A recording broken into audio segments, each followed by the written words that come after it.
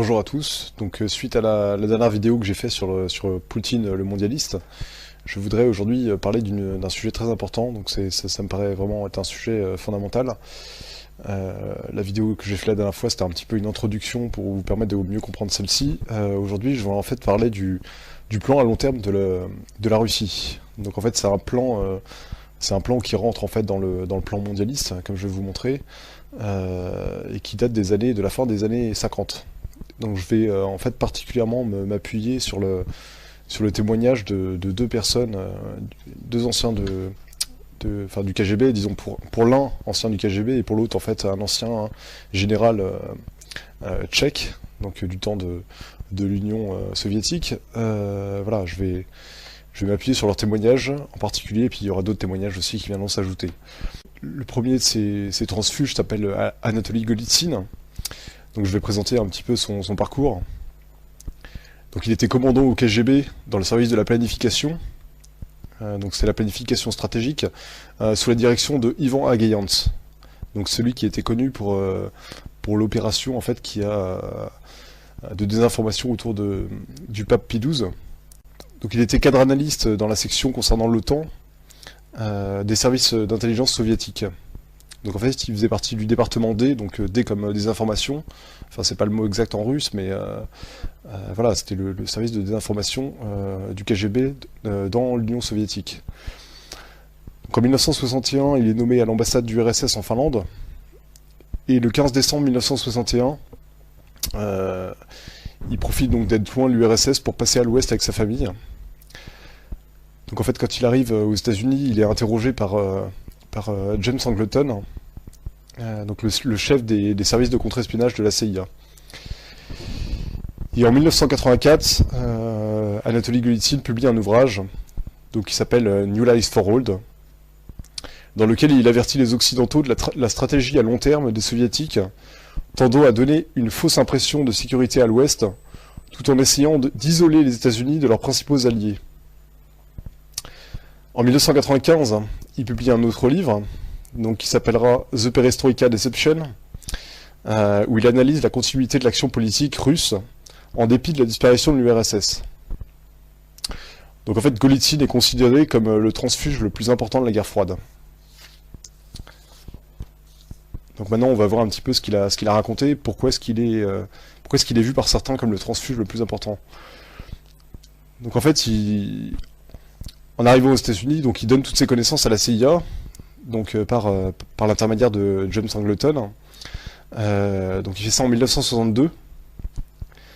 Il écrit son livre en 1968, mais en fait il est publié qu'en 84 parce que la CIA lui demande un petit peu d'attendre afin d'avoir la primauté de l'information et voilà, enfin il préfère attendre un peu que ce soit un peu moins chaud, que les révélations soient un peu moins bouillantes qu'à l'époque où il arrive aux États-Unis. Donc en fait, il révèle à la CIA le plan à long terme de l'Union soviétique sur lequel le KGB travaille. Donc ce plan à long terme, donc qui est proposé par Shelepin, donc le directeur du KGB de l'époque, en 1958, entraîne la création du département D, dont j'ai parlé tout à l'heure. Et ce plan est présenté en mai 1959 à la conférence de Moscou devant 2000 officiers supérieurs du KGB. Donc en fait, c'est un programme de désinformation stratégique qui est inspiré en fait par les écrits de Sun Tzu et par les écrits de Lénine, parce que Lénine parlait beaucoup de désinformation dans ses œuvres. Donc en fait, le dernier chapitre du livre de Golitsyn, c'est des prédictions en fait qui sont basées sur le plan à long terme dans lequel il a travaillé. Donc c'est une personne en fait. Il faut savoir qu'il y a très peu de personnes en fait au final qui étaient au courant de ce plan spécial. C'était que en fait le département en fait composé d'analystes, donc je crois que c'était une cinquantaine ou une soixantaine d'analystes. En fait c'était des spécialistes à la fois de la Russie, de l'OTAN, des spécialistes de l'Europe, des spécialistes de la désinformation. Donc voilà, tous ces spécialistes là en fait, une soixantaine de personnes donc étaient au courant à Moscou du plan en fait à long terme du KGB. Donc, en fait, on a beaucoup de chance d'avoir un officier supérieur qui nous ait fait ces révélations, et c'est normal qu'on n'ait pas des centaines de témoignages qui parlent de ça. Enfin, il y a très peu de personnes qui étaient au courant. Donc, il fait des prédictions en fait dans son dernier chapitre, et d'après donc Mark Riebling, qui a écrit un livre parlant entre autres de Golitsyn, Donc Riebling en fait a compté le nombre de prédictions de Golitsyn, et donc il a établi qu'il y en avait 194 dans son livre New Allies for Old, et que sur les 194, 139 avaient été réalisés en 1993, que 9 étaient clairement fausses, et que 46 n'étaient pas encore réalisées. Donc voilà, il dit que 46 ne sont pas réalisées, mais c'est possible qu'elles se réalisent dans le futur. Donc en fait, c'est incroyable de voir que 139 sur 194 prédictions ont effectivement été réalisées. Enfin, c'est un taux incroyable. Ça fait 94% de réussite. Enfin, si on compte pas celles qui sont pas encore réalisées, ça fait 94%. Dans ses prédictions, et en fait, il parle de beaucoup de choses, je vais pas rentrer dans tous les détails. Il parle de Solidarnosc, de l'importance que ça va avoir dans le futur. Il parle de la chute du mur de Berlin, donc il prédit la chute du mur de Berlin dès 1962 en fait. Enfin, il écrit dans son livre en 68 et c'est publié en 84. Ça fait quand même quelques années avant la chute du mur, mais il le prédit plusieurs décennies avant. Il parle aussi de Sakharov, du fait que Sakharov est un faux dissident. En fait, c'est l'Union soviétique qui envoie des faux dissidents en fait, qui poussent à la convergence entre l'Est et l'Ouest. Donc il parle de ça dans son livre. Il parle aussi de la montée au pouvoir de Gorbatchev. Donc en fait, il précise même le nom de Gorbatchev plusieurs années avant qu'il soit élu. Et il parle même de la montée au pouvoir d'Eltsine, qui a été en fait fabriquée quelques années plus tard. Il parle de la dissolution du pacte de Varsovie, qui sera réalisée en fait par l'Est pour faire croire en fait à l'arrêt de la guerre froide.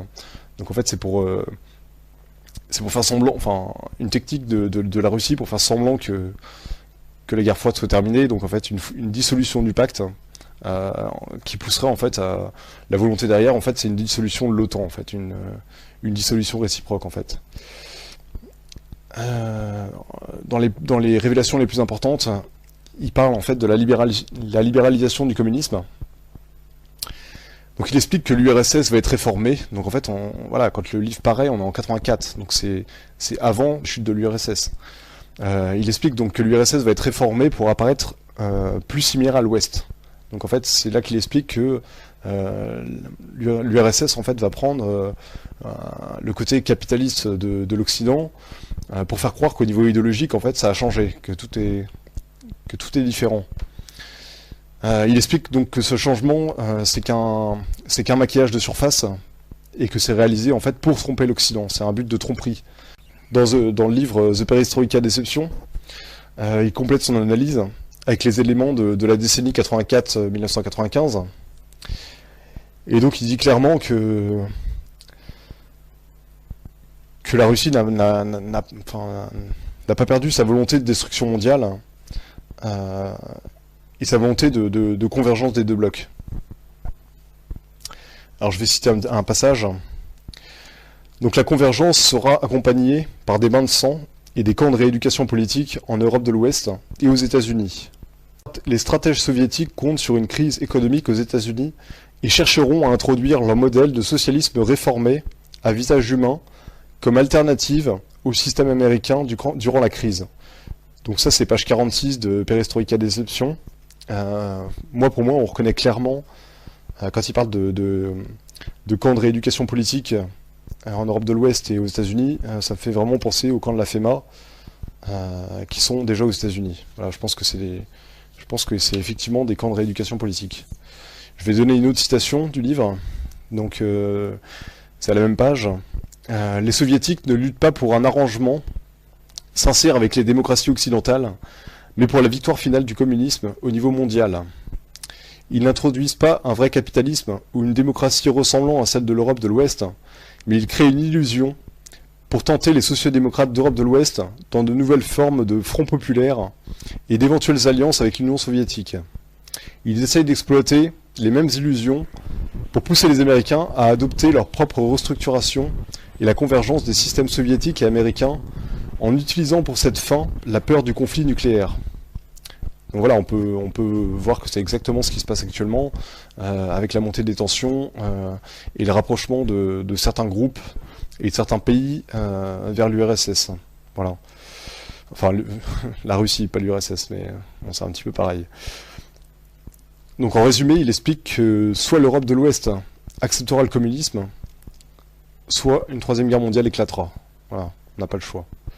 Malheureusement, après tout ce que j'ai pu expliquer, les déclarations de Golitsyn sont très peu prises en compte par l'Occident, malgré le fait que 94% des prédictions qu'il ait faites soient justes. Voilà, enfin, derrière, il faut aussi voir le travail de la cinquième colonne de mondialistes qui travaillent dans le même sens que la Russie, qui ont toujours cherché à décrédibiliser les révélations de Golitsyn. Ils ont cherché aussi à décrédibiliser James Angleton. D'ailleurs, il a été renvoyé de la CIA, voilà, parce qu'il traquait justement les cellules communistes qui s'étaient infiltrées dans la CIA, selon les dires de Golitsyn. Donc voilà, il a été renvoyé de son poste parce qu'il parlait un petit peu trop du danger d'infiltration communiste. Voilà. Étant donné que Khrouchtchev a été le créateur du plan à long terme, et qu'en plus de ça, il était le seul référent en fait de la cellule du KGB qui s'occupait de l'évolution de ce plan à long terme, je me suis demandé s'il y avait des évidences dans les écrits ou dans les discours de Khrouchtchev qui montraient qu'il était au courant de ce plan. Je suis tombé sur un discours de Ezra Taft Benson, qui lui en fait était ministre de l'Agriculture pendant les deux mandats d'Eisenhower, donc de 1953 à 1961. Et donc cette personne, Ezra Taft Benson, a rencontré Khrouchtchev le 16 septembre 1959. Donc la date est assez intéressante, étant donné que ça tombe que quelques mois après la conférence de Moscou, en mai 1959, dont j'ai parlé tout à l'heure, qui a réuni près de 2000 officiers du KGB pour discuter de ce plan à long terme. I have talked face to face with the godless communist leaders. It may surprise you to learn that I was host to Mr. Khrushchev for a half day when he visited the United States. As we talked face to face, he indicated that my grandchildren would live under communism. After assuring him that I expected to do all in my power to assure that his and all other grandchildren will live under freedom, he arrogantly declared in substance, "You Americans are so gullible. No, you won't accept communism outright. But we'll keep feeding you small doses of socialism until you'll finally wake up and find you already have communism. We won't have to fight you. We'll so weaken your economy until you fall like overripe fruit into our hands." Je vais parler de Jan Sejna. Donc Jan Sejna, c'est un Tchèque qui a confirmé en partie les dires de Golitsyn. Donc en fait, il était général de l'armée, donc de l'armée tchèque, pendant la période communiste. Donc il a déserté, et donc il a rejoint les USA au début du printemps de Prague en février 1968. Donc il a écrit un livre aussi, qui s'appelle We Will Bury You. Donc c'est en fait la phrase qu'avait dit Khrouchtchev. Donc il a écrit ce livre en 1982. Ce qui est intéressant, c'est qu'il parle aussi du plan à long terme de l'URSS, parce qu'il était à la tête de la section spéciale chargée de la correspondance avec Moscou. Donc il était dans la section spéciale de l'armée qui entretenait des liens en fait avec les différentes sections communistes des autres pays et notamment avec Moscou. Voilà, il a fait plusieurs prédictions aussi. Il a prédit donc que le mur de Berlin allait tomber.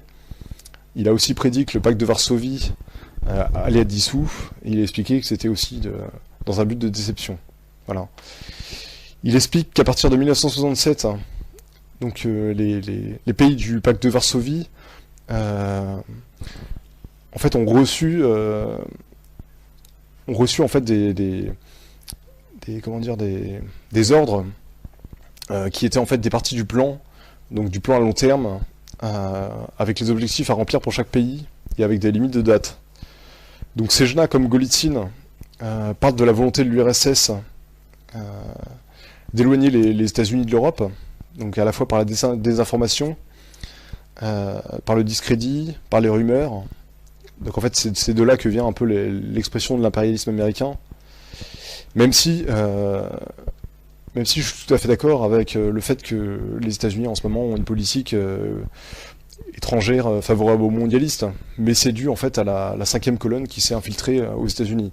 C'est pas la volonté des Américains de base d'imposer cette doctrine. C'est un petit peu comme en France en fait avec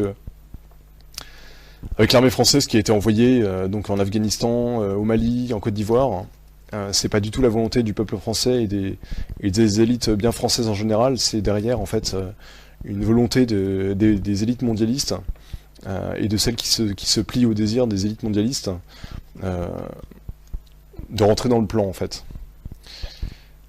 Donc en fait il faut bien comprendre que tout ce qui est traité transatlantique ou tout ce qui est en fait tout ce qui est information en fait montant l'Europe, par exemple comme les écoutes là, qui ont été révélées récemment là, par Wikileaks, même s'il y a forcément une part de vrai là-dedans, il y a une volonté derrière en fait de monter les États-Unis contre l'Europe pour séparer en fait les deux entités, pour détruire une alliance qui serait beaucoup plus forte unie que séparée. Donc en fait tout ça, derrière tout ça en fait c'est à la fois des agents de la Russie. Des agents de la Russie et la cinquième colonne mondialiste en fait qui travaille à la séparation de l'alliance de l'OTAN. Voilà. Donc en fait, Sejna explique qu'il y a une volonté de finlandiser l'Europe.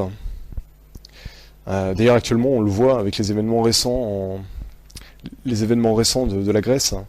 Je suis persuadé pour ma part que Tsipras va en fait aller dans le sens de la Russie. J'ai vu qu'il y avait des demandes de la part de Vladimir Poutine d'unir la Grèce à la Russie, de renforcer les liens. Je suis persuadé qu'en fait Tsipras, qui est d'ailleurs de gauche, je suis persuadé qu'il va se rapprocher de la Russie et qu'il va affaiblir en cela l'Union européenne.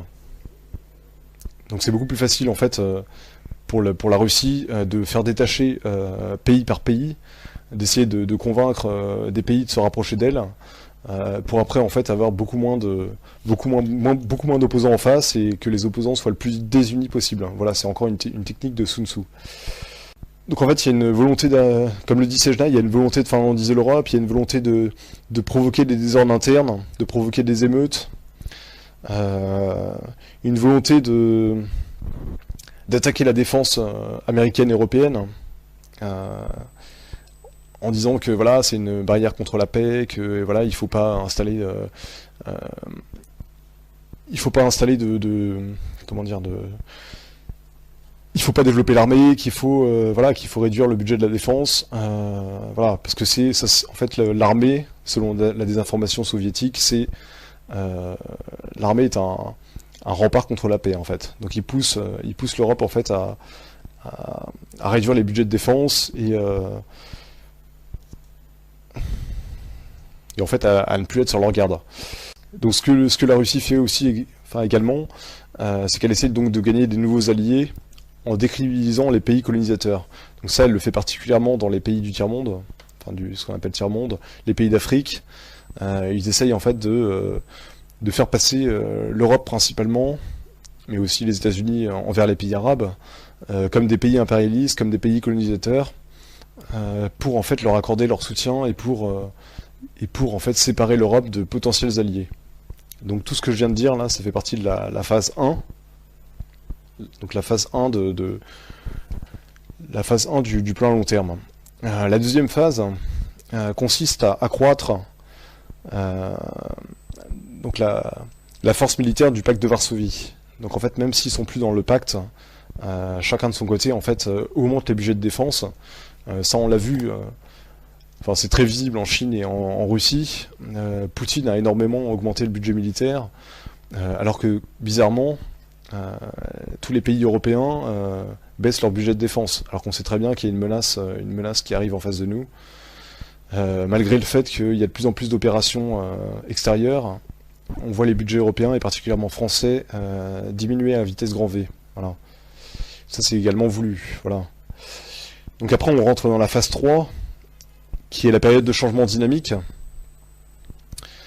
Donc derrière ce nom sympathique se cache en fait une fausse amitié entre la Russie et les USA, donc qui permettrait de recevoir des aides économiques.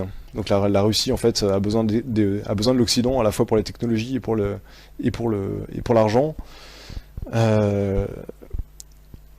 Et en fait une volonté aussi de faire chuter l'importance de l'OTAN durant cette phase grâce à des outils économiques, donc par la création de crises économiques qui mettra en fait l'Europe à genoux. Voilà.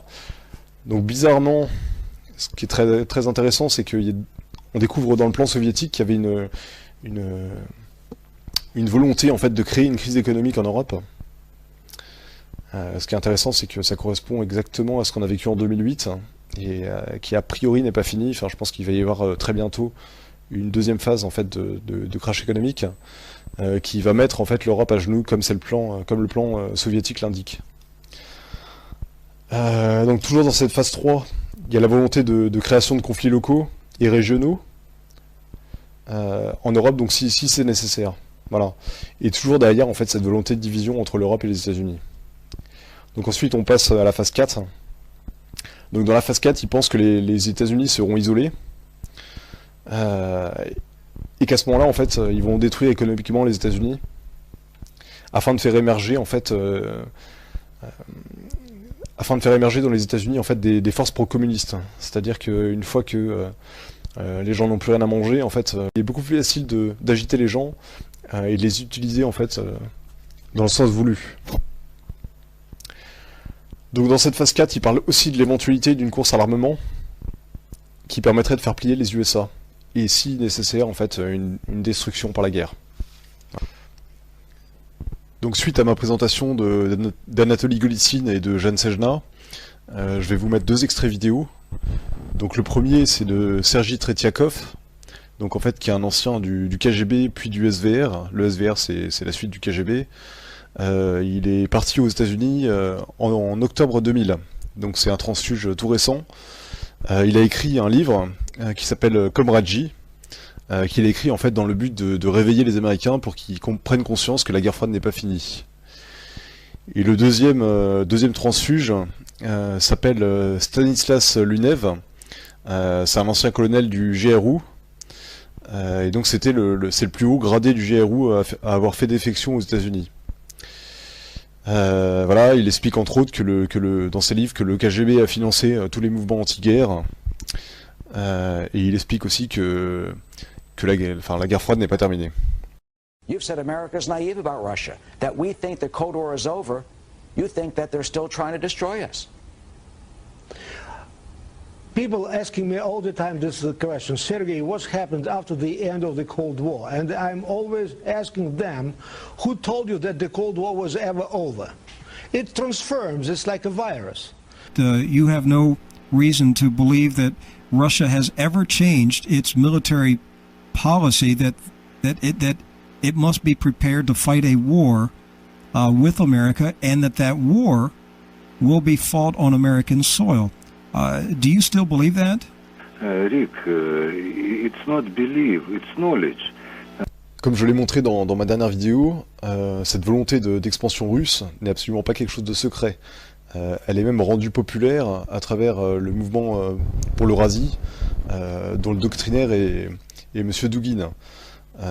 C'est un proche de Vladimir Poutine, et on sait que Poutine lui-même était un ancien du KGB, donc en fait ça doit faire il n'y a aucune surprise en fait. C'est juste le plan du KGB qui est rendu public par l'intermédiaire de Dugin pour que les masses en fait suivent Poutine dans son mouvement d'annexion de l'Europe et d'annexion des États-Unis. Actuellement, si nous proposons comme une idée nationale l'annexion de l'Union européenne par l'Union eurasienne, l'expansion vers l'Europe, alors nous pourrons vraiment nous réunir autour d'un but véritablement grand. Vous vous rendez compte? Annexer l'Europe, ça c'est russe. On envahit l'Europe et toutes leurs technologies sont à nous. Voilà le développement et la modernisation auquel vous aspirez. Voilà l'européisation de notre société, véritablement fondamentale, celui de l'invasion de l'Europe. Donc pour continuer mon analyse, je vais citer un extrait d'un livre de Serge Monat. Donc Serge Monat, je l'avais déjà cité dans ma vidéo sur les migrants. Donc ce livre, en fait, c'est Le gouvernement mondial de l'Antéchrist, c'est un livre qui a été donc publié en 1994, donc c'est-à-dire 5 ans après la chute de l'URSS. Donc c'est à la page 24 du livre. Donc je cite, « Selon des informations de sources sûres que nous avons en main depuis 1991, il nous est possible de reconnaître que le communisme n'est pas mort depuis la chute du rideau de fer en 1989, mais qu'il s'est plutôt transformé sous un nouveau visage, avec un accroissement militaire et technologique sans précédent depuis 1917. De plus, cette transformation, cette transmutation, devrions-nous dire plutôt, n'est que le paravent macabre cachant la mise sur pied du nouveau ordre mondial. En ce sens, il était prévu que le communisme, tel que connu jusqu'à cette date, disparaisse en apparence pour faire place à un semblant de démocratie. Ce temps de fausse démocratie devait permettre, pour sa part, aux nouveaux dirigeants de l'Empire Rouge de donc céder un contrôle nominal de l'Europe de l'Est, encourager en surface seulement la naissance de l'éclosion de mouvements démocratiques en Europe de l'Est et à l'intérieur même de l'URSS, d'ouvrir le rideau de fer et détruire le mur de Berlin, permettre la réunification de l'Allemagne de l'Est avec l'Allemagne de l'Ouest, affaiblir ainsi l'économie de l'Allemagne occidentale et permettre à l'extrême l'émergence de tensions sociales et politiques intérieures, déclarer ouvertement la mort du communisme, la fin de la guerre froide et la supposée disparition des partis communistes de l'Union soviétique et de l'Europe de l'Est, avec l'aide du KGB, purger l'ancienne garde et placer à l'arrière-plan de la scène politique les communistes et les anciens collaborateurs communistes, changer ainsi le nom du parti communiste et déclarer que le communisme est mort en Russie, donner naissance à de nouvelles organisations démocratiques, mais contrôlées par en dessous par des communistes et le KGB, tenir des supposées élections démocratiques, mais manipulées et contrôlées, en réalité par les nouveaux communistes, annoncer à grand renfort de publicité le démantèlement de la police secrète, mais en renouvelant l'ancienne structure, tout en lui donnant un nouveau nom et de nouvelles assignations.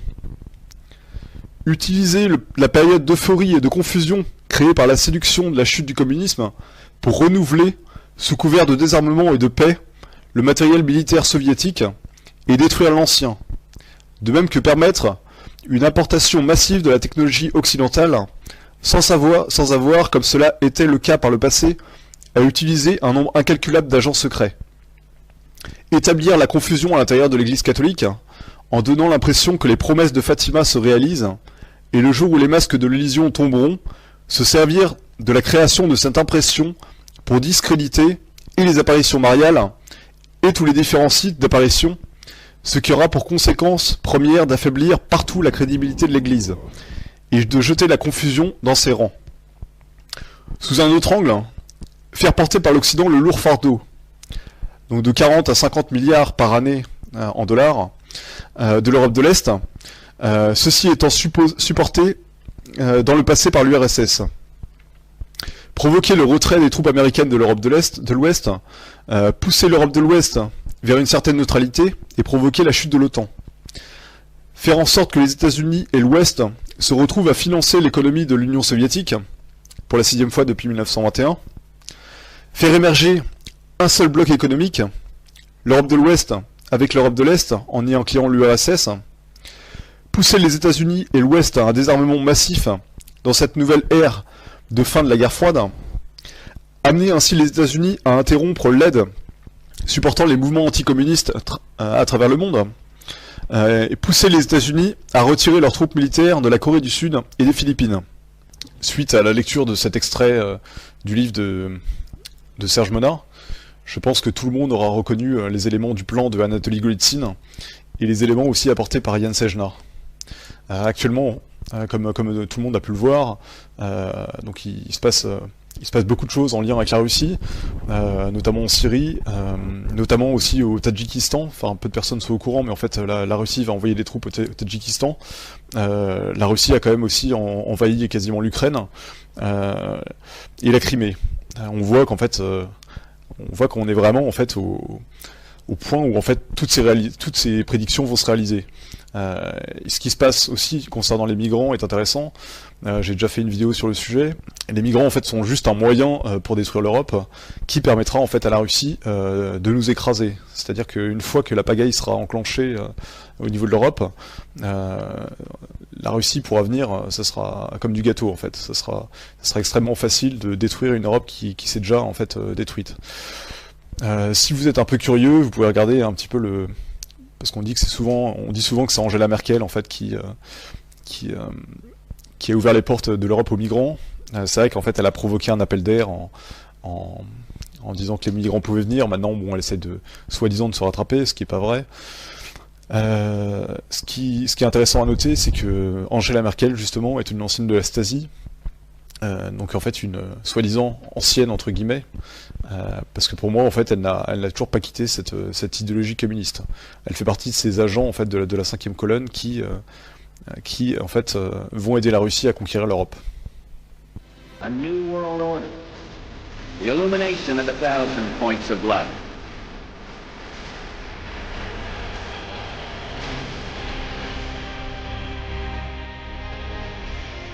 You think that this thing was some Bolshevik thought? Some Bolshevik thought?